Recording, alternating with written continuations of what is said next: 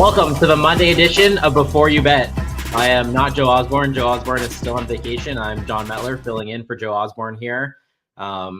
It's summertime. It's middle of July. People keep telling me there's not much to bet on in the summer. It's like a quiet time for the sports period. It's actually, to me, it's been incredibly busy. When you think about it, we got baseball back over the weekend. We got NBA Summer League championship tonight. I personally care about that. Summer League was all through the weekend too. You had the semifinals yesterday. And then we have the Olympics starting next weekend. We'll be heavy on the Olympics coming up Wednesdays and Friday show. We have a bunch of exhibition games. The United States was a 43.5 point favorite in an exhibition game over the weekend there against South Sudan, and they won by 1 with LeBron James, not buzzer beater, but he had a drive to win the game there. They're playing an exhibition today as well against Germany. Also, big news, obviously. Also, big news from like a betting standpoint too. Joe Biden dropped out of the presidential race, and you've seen Kamala Harris jump up to be the favorite there. I personally don't bet on elections. The only thing I really do for elections is, the night of the election, I might go play some live bets. I've seen in the past where, a couple of sports books trade it live, and you can bet like state by state who will win each state. And you can kind of get like a scenario. Sometimes it's just like kind of what I'm looking for is, the algorithms picking up the votes coming in, but then you can also get these like political analysts on TV who will like break it down with like a smart board and be like, they haven't counted this county, which is like big Republican or big Democrat, or all the mail-in votes are mostly expected to be Democrat. So the odds are kind of running off like the votes coming in. I don't remember. I did it last election and I won a state. I don't remember if it's Pennsylvania or North Carolina, but that's kind of the extent of my political betting. But I know the Joe Biden dropping out, obviously all those tickets become losers. Kamala Harris, I think I saw as high as -$8 to now be the favorite to be the Democratic nominee. So there's a lot happening right now for betting on sports. Before we get rolling with the show here, make sure to like, subscribe, drop us a comment, let us know where you're watching from. We are going to jump in to baseball here. Baseball returned over the weekend, and we're going to bring my guy, Andrew Cayley, Taco, to give us some baseball picks. Taco, I got to ask you, how do you feel on this Monday morning after losing 2 of 3 to the Detroit Tigers? It's not just 2 of 3. I think you guys have taken 5 of 7 this year. It's been, I don't know. I'm pretty numb to the whole Blue Jays situation at this point. So I actually didn't. I was driving back from Prince Edward Island yesterday, so I missed the game. And I messaged another Tigers fan, guy who works for us as well, Jameson Mossman, and I was like, "So did we get swept?" And he was like, "No, you guys actually pulled out a win." I was like, "Whatever." At this point, it's rough, and I expect the Jays to move out some guys here really soon. Yeah, that's my next question for you. So I'm a Tigers fan. He's a Jays fan. Trade deadline fast approaching here.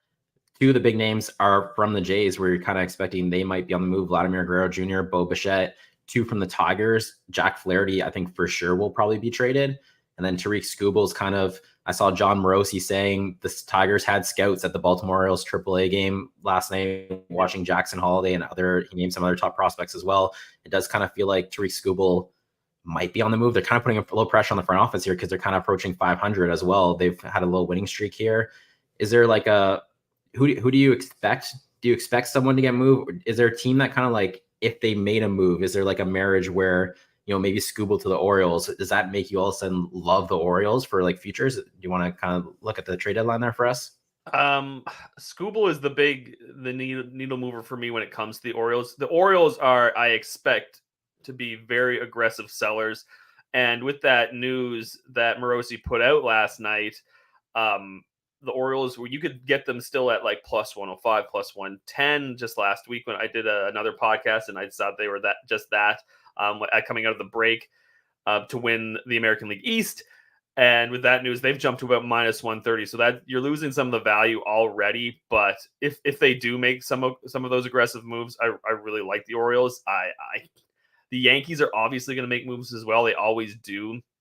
But the Baltimore Orioles just have the much better farm system. They have a much bigger stock to sell off, and they're just in a much better position to make those moves. Plus, I just like the team right now of the Orioles better than the Yankees overall. Like, Yankees, obviously Juan Soto and Aaron Judge have been absolutely outstanding this year, but they need those role players to be more consistent, and they have not been. The starting pitching has really kind of plateaued, and not just plateaued, fallen off a cliff after that plateau.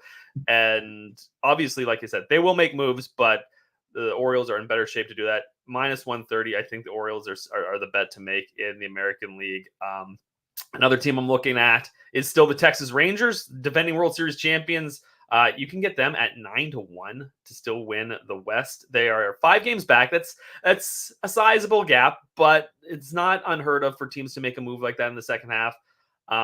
Big if here. If Jacob deGrom comes back, they already have Max Scherzer back. This is another team that's also proven they will make moves at the deadline. I know it didn't seem like a big move last year getting Jordan Montgomery, but it ended up being a huge move for them on the way to winning the World Series. So I like the Rangers there to make some moves as well, and 9-1 is one of the better price tags to win a division right now. Do you think Bo Bichette or Vladimir Jr. are on the move? Do you think the Jays will sell? So I saw a rumor that was Bo would happily accept a move out of Toronto at this point, but I don't know. Oof. Like, there was no source in that rumor whatsoever. Everything I've heard from Bo at this point has been like he'd love to stay in Toronto, so that would be a bit of a shift in what we've been hearing. I think the goal, if I'm the Blue Jays, they've totally screwed the pooch on this one. Like, it's a disaster already. They should have signed them both ages ago and just not had to worry about this, and did what Alex Anthopoulos did with the Braves and just sign everybody when they were super young to long contracts like that. Anyways, I think you try to extend Vlad as best you can. I don't know what you do with Bo at this point. His track record says he's not as bad as he has been. This season has been a disaster for him. Injuries, and he's got like a negative .08 WAR according to Baseball Reference, which is obviously awful for a guy who has like led the American League in hits for the last couple of years. But Bo would be the one I would expect of the big names to go. I'm expecting them to ship out most of the pitching that's available. Anybody who's not injured, like the Chris Bassett's, Yusei Kikuchi's, anyone like Trevor Richards in the bullpen. I don't know what Jimmy Garcia's status is right now. I know he's hurt, but Jordan Romano is probably not going anywhere anymore with that injury. But I think if one of those two were to go, it would probably be Bo. But I would hold on to them both still, because all these rebuilds, you look at all these rebuilds with like the Orioles and even the Cubs in 2016, all of these teams, what they do is they collect and collect and collect position players. And you're looking for guys like Bo and Vlad, and then you go out and you deal with the starting pitching later. So I would still hang on to them, but and ship out all the pitching. But I'm not in charge, but you can't really have faith in guys who are in charge with the Jays at this point. So what are you going to do? Yeah, I remember even like months ago, someone asked me about Tariq Skubal, like possibly trade him, and I was like, whoa, like let's leave this alone. But like you said, a lot of the rebuilds kind of have been more successful with the bats versus the pitchers. And the Tigers, obviously, they're lacking bats. And I was kind of like against it maybe like a month ago. I was like, you got to keep this guy, re-sign him. Like, we've been so bad for so long. The Cy Young. Yeah, exactly. But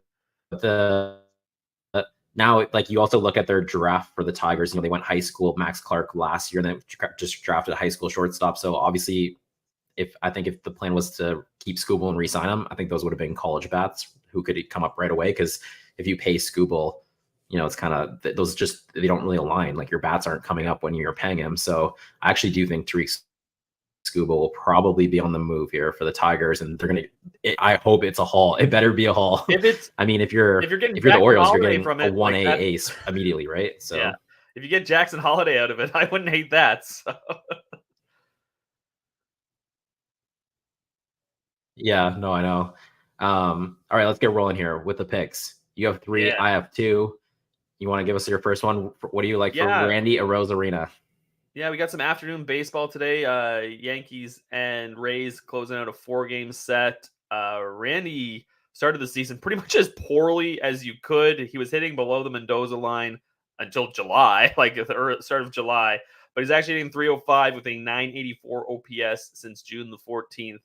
And he's come out of the break really strong, 6 for 13, 5 extra base hits, 2 doubles, 3 dingers, and gets a really great matchup today against Carlos Rodon, who has been like hot and cold this season, but he's in a bit of a slump right now. A 9.67 ERA over his last 6 starts and a 10.66 OPS over that stretch, while Randy himself is 3 for 7 in his career versus Rodon, with a double and a dinger as well. Good for a 616 expected slugging. Like him to get a couple of bases here today as well. So this afternoon over Randy Arozarena, total bases at plus 130. Really like that price. Yeah, he's also a name that's kind of potentially on the move here too, right? For the Rays. Yep. 100%. I'm getting warmed up here. Tomorrow's Dinger Tuesday, Dingers for Dogs. So I'm giving out 2 home run props today. We gotta get our feet wet a little bit here before we jump into the market tomorrow. I'm going Nolan Gorman to hit a home run plus 560. So he is at PNC Park today. The win it's kind of neutral. It's not anything to get all that excited about, but he's playing Mitch Keller. Nolan Gorman is left-handed batter. Mitch Keller is a right-handed pitcher. When you're looking at the splits, Nolan Gorman, he has 18 home runs on the season, 14 against right-handed pitchers. Mitch Keller has given up 12, 8 of those to left-handed batters, so that kind of aligns. Gorman has got him in the past too for a home run. The big thing for me here, really the only reason I did jump at this prop was the price, plus 560 at FanDuel. You're seeing like plus 380, plus 420 elsewhere. That's a huge difference just on FanDuel's pricing compared to the other pricing. So, and then also when I was looking at the projections did kind of price it around like plus 390. So those books that were down at like plus 380, plus 420, it's also like the market pushed it that way, and it should be. FanDuel's just kind of lagging behind here with a rogue price. Plus 560, that's 100% why I jumped at this. So love it. This is one you probably need to place pretty soon. It was still out there before we jumped on air here. I feel like it's probably one that will disappear because any number that's just sitting out there $1 more than elsewhere, it's going to get hit. So go grab that plus 560 for Nolan Gorman. You have another prop, Cincinnati Reds, Hunter Greene. What do you like for him? Over 6.5 strikeouts, minus 120, a decent price there. Greene obviously didn't have the All-Star game that he had probably hoped for, but he had earned that spot. He ranks in the 85th percentile or better in expected batting average, expected ERA, and strikeout rate. He's striking out 27.6% of the batters he's faced. And I like him to pitch well tonight against the Braves. This is not the Braves team from the last couple of years. They're 10 games over 500 and probably locked into an NL wildcard spot, but that's mostly because the NL is just super weird this year. The team in like 13th place is only 4 games out of a playoff spot. And the Braves are just dealing with a lot of injuries right now. It started with Acuna and Spencer Strider. And it just keeps going and going and going for them. And latest guy is Ozzy Albas. They just signed Whit Merrifield, but he was with the Phillies, and they don't care enough for him to go to the Braves. So I don't know what that tells you about Whit Merrifield at this point in his career. But Atlanta, because of those injuries, more inexperienced at bats, not that deep, daunting lineup that we're used to. 4th highest K rate in baseball over the last 30 days. And they actually have the 5th highest K rate against right-handed pitching all season long. Greene also has a 30.6% K rate against current Braves hitter and has gone over this number in 3 of his last 5 starts. I like him to rack up the Ks in this one as well. Nice. I got one more dinger prop for us. We're going to Oakland. When I was in Vegas, I didn't realize they're knocking down the Tropicana and building the ballpark right on the strip there for when Oakland moves there. I was like looking at the construction. I was Googling. I was like, what's going here? And it was the ballpark. I was like, oh, that's really cool. Anyways, I'm going Oakland Athletics, Brent Rooker to hit a home run plus 425. This guy is having a July for the ages here, and he's come out of the All-Star break. So in the month of July, he's batting 462, 1.481 OPS. He come out, we had the All-Star break. You're kind of nervous that might cool someone off. He played over the weekend against the Angels. He had 4 hits, 5 RBIs. He hit a home run, so he's picked up right where he left off. This is a righty versus righty matchup. He'll be going against Spencer Arrighetti. The one thing I did like is, Rooker has 22 home runs. He's hit 15 against righties, and Arrighetti has given up 6 of his 11 home runs to righties. So the split also is still kind of a line there, even though it is righty versus righty. Rooker too, in 6 career at bats. I don't really look at BVP to me is just kind of like a bonus. It's like if the numbers are all aligned, then there's something there. In 6 at bats, he has 2 doubles and a walk. So he obviously clearly sees this pitcher as well. That was something that popped to me. They're playing in Oakland tonight. Wind was blowing out to, I think, right center, 8 miles an hour. Nothing too crazy, but obviously it helps if it's blowing out at 8 miles an hour. And this guy has 22 home runs on the year, Brent Rooker, which is pretty crazy. I feel like if this is someone else with a bigger name power and not on the Athletics, this probably wouldn't be plus 425. So I was just looking at the projections. Projections kind of had this around plus 280. So plus 425. I'm taking that at BetMGM for Brent Rooker. Love it. Yeah. You have one more prop for us? You want Yeah, to? of course, it's got to be a Tigers game, right? I can't come on here and Yeah. not give you a Tigers play. And it's actually kind of Tigers positive. So we're going Josh Naylor under 0.5 hits at plus 175 and get that at bet 365. Naylor has come out of the All-Star break in a bit of a slump. He's 0 for 9, 3 strikeouts. And he gets to go up against Tariq Skubal, who could be pitching in his last game as a Tiger, which is kind of crazy to say. I still think it's crazy. I wouldn't like these. I wouldn't move him unless Jackson Holloway was involved in the deal. But yeah, one of the best pitchers in the AL this season. There's a reason he's the favorite to win the AL Cy Young. He's in the 89th percentile or better in expected ERA, expected batting average, and strikeout rate. He does it all. Naylor's hitting just 220 against left-handed pitching this season and is 0 for 5 with 2 strikeouts in his career versus Skubal. He hits. Usually when these under hits bets, you like guys that are a little further down the lineup and potentially can get pinch hit for. Obviously, that's not going to be the case with Naylor, but this is just a tough matchup for Naylor overall. And like I said, he's just looking a little sluggish coming out of the break there. So at plus 175, though, that's the number that gets me firing on this. If this was like plus 140, plus 150, I probably would have stayed away. But love the number here. So plus 175 on the under hits for Josh Naylor.